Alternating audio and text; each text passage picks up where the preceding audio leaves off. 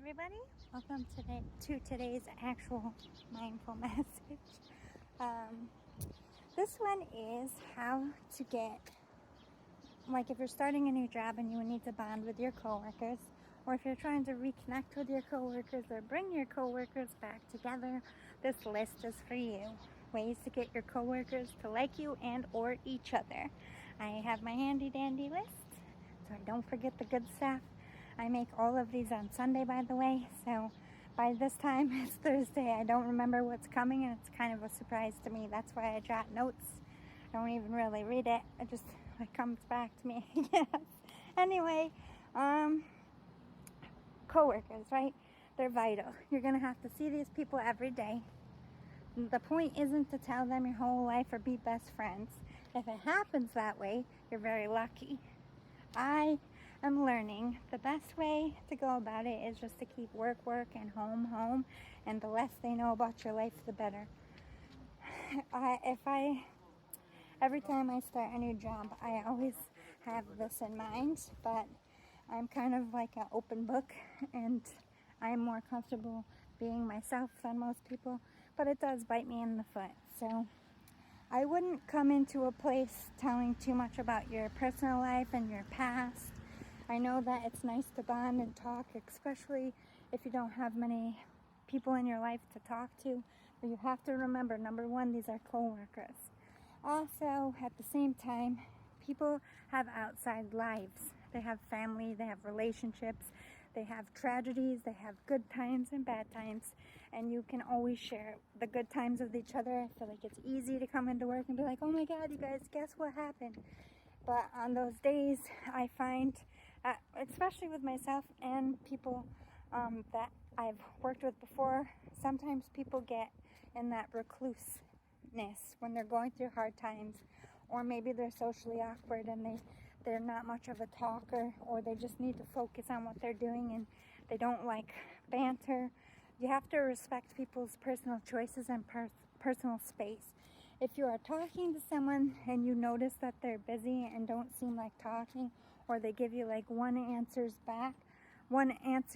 responses, like don't write them off, like don't stop talking to them, but I would limit your communication until either they open up more to you, or you establish like, I'm not much of a talker, don't take offense, or I just don't I don't want to tell people my life. Like, the safest things to talk about at work are like TV shows, movies, maybe funny stuff your kids did to make people laugh. Like, I feel like that's stuff that's all acceptable. It's not really telling too much of your business or too much of your personal life, and limit it. You don't want to come into the office like every time something good is like, you don't want to become the bragger, but you don't want to be too quiet where people kind of like think you're an asshole. You want to smile at people, you want to make eye contact, but you don't have to be friends. Alright, so bringing snacks for everyone is also a good way to boost morale. Let people know, like, hey, I do care about you. We're a community, we're a team. Like, think about it. When your kids play on a sports team, they have snack time and drinks and all that stuff. Food is associated with most bonding experiences with human beings. So bringing food in, I would stay away from baked goods, like homemade stuff in the workplace, because people are like getting kind of leery about that, feeling uncomfortable since COVID and all that. So whatever you bring, make sure it's like packaged, you didn't open it ahead of time. I think people really feel comfortable eating when they see that it's new. Also, I do notice if you don't open it when you get there, like break the seal, everybody's uncomfortable about being the first one to approach a cookie box or whatever. They don't want to be the first one to break the seal. They kind of like wait for the person who bought it to get the first. So make sure when you put it down, for everybody, wherever you're putting it in the community space, that you just, break the seal, lift it up a little, and give them the visual nod that it's okay to take now. I don't know why people need that, but I'm finding that if you leave that box sealed and not open, nobody will touch it. I mean, you might have a ballsy person who won't give a fuck. But I think it's ingrained in most people's etiquette that if it isn't open and you didn't bring it, you probably shouldn't open it. You know what I mean? All right, so like I said, every day smiling, saying hello, introducing yourself every day. And if that's the only communication you have, fine.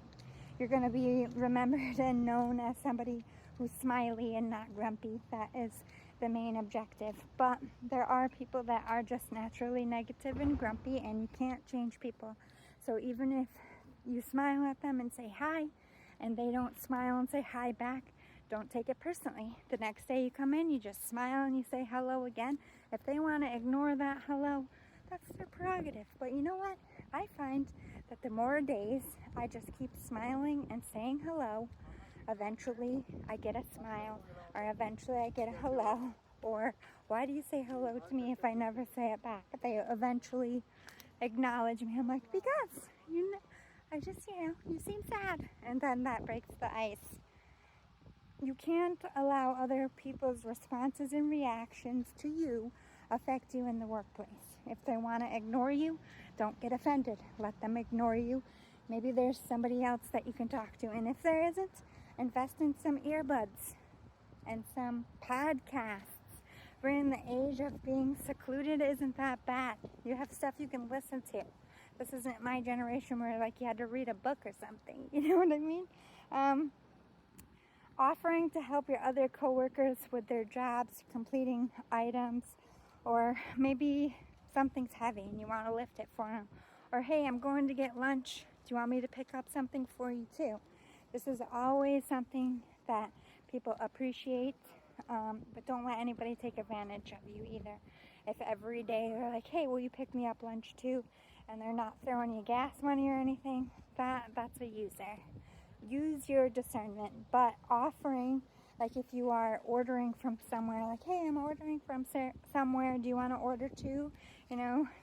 Paying for it can save you both money and tips as well. And I mean, in one order, especially if you're Grubhubbing or door dashing. Have manners and respect as if you would be in church. It doesn't mean like you have to go to church by that. I mean, like you wouldn't treat people a certain way if you were in a church at a wedding, at a baptism, or if you were like in a public library full of kids. You have to act that way at work. That's professionalism. Now, if you work in a place like mine where professionalism just doesn't exist, it's hard to be the only one maintaining the professionalism, and sometimes you might slip up. I walk a fine dance because I am professional, but I am street as well, and I don't take shit from nobody, especially when they ain't the fucking one signing my paycheck and they came after me. I don't take your shit. You shouldn't either, but just be appropriate about it. More often, like, nobody wants to be a tattletale, but I'm finding the best way to avoid drama is to just take your discretion to management. Don't try to talk to the person, and because that always bites you in the foot. They'll be like, oh, she's starting shit, she's picking a fight, or she's just after me for some reason. When you bring this to the manager, make sure you have some kind of evidence or proof to back it up, because they're not going to listen to you. I find that anytime I just come in with a feeling, or if I say, hey, this happened last week, if I don't report it for them, they're not going to listen and take care of it. So sometimes the problem people, you have to build up a little bit of a file on before you can go to management. It fucking sucks. I hate that we have to do that. But to maintain peace, just go through management at work, because it'll become a screaming match or a fight, and then they're going to, either you or them is going to pull the other office people in. It's just not a good look. So the best thing to do to keep peace is just talk to management about it.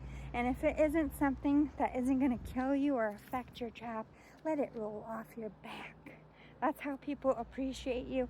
If you're somebody that can come in and the next day and forget about the day before, don't carry stuff. If they keep making similar mistakes, that's a different story. I think everybody has a right to correct things, but you know what I mean? Use your discernment and be friendly and kind and treat people how you want to be treated, and I feel like you'll always be on the right